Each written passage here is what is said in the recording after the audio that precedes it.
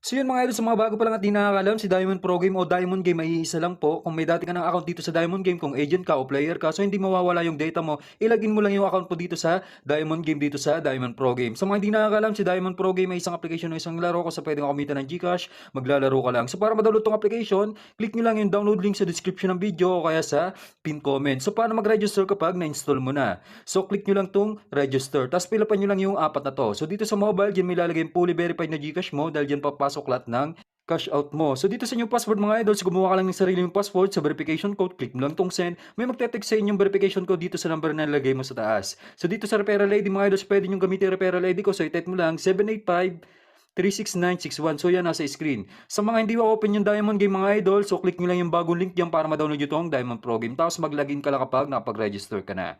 So dito mga idol, so para ba mag-cash in dito, so ituturo ko sa inyo yung updated kung paano mag-cash in dito. Click nyo lang tong wallet.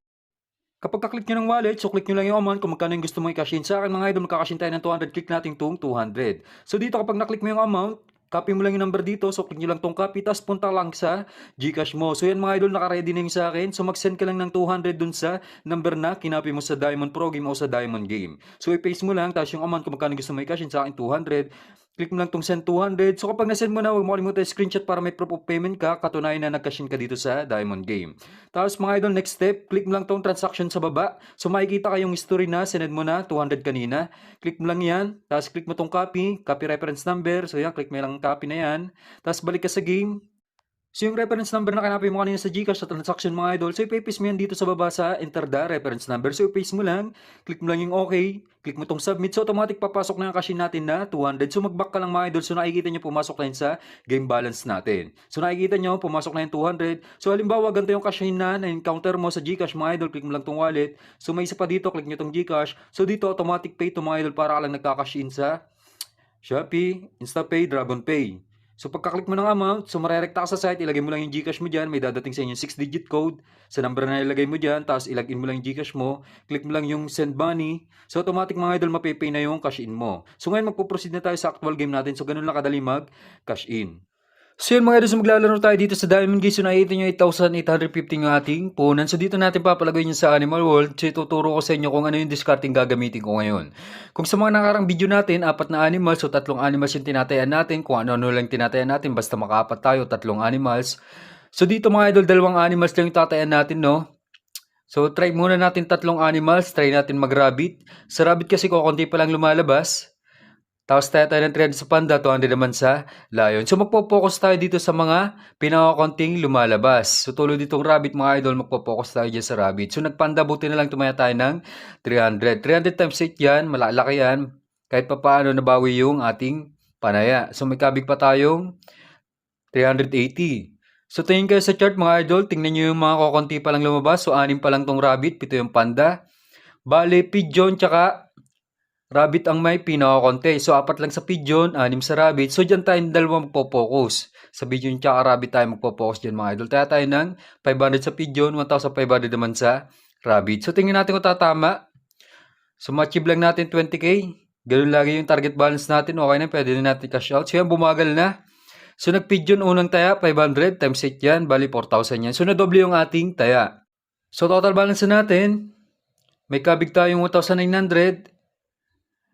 11,095 na.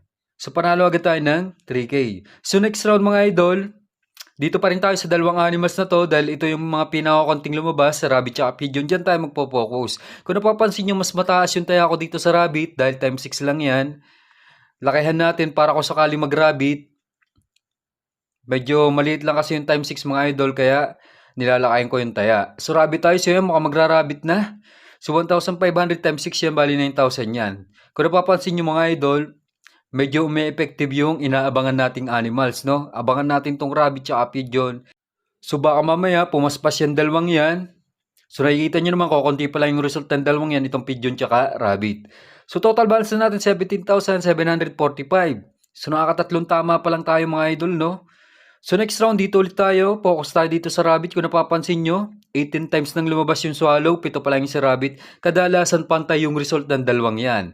Dito naman sa pigeon, mga idol, so kadalasan din, sumasabay din yan sa bilang ng rabbit at swallow. So tulad yun mga idol, so nagrabit na naman. So 1,500 ulit yung taya natin. Another 9,000 yan. So total balance natin, na-achieve na natin target balance natin. May kabit tayo 6,650.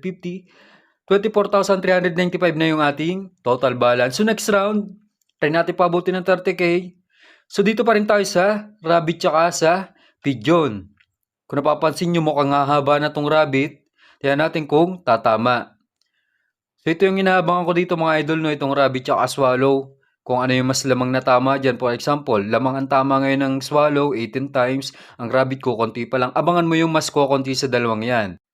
So yun, nag-pigeon na naman. So may taya tayong 500. So hindi na masama. Times 8 naman yan. Malaki yung ating kabig. So nadoble lang yung ating taya. So may kabig ulit tayong 1,900. So total balance na natin 26,295.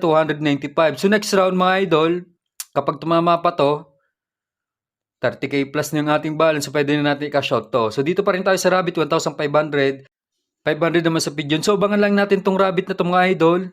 Dahil kukunti pa lang talaga yung lumalabas ng rabbit. So ganun talaga sa time 6. Kung ano yung kukunting lumalabas dyan, yan yung abangan mo. So yun, mukhang magra-rabbit na naman.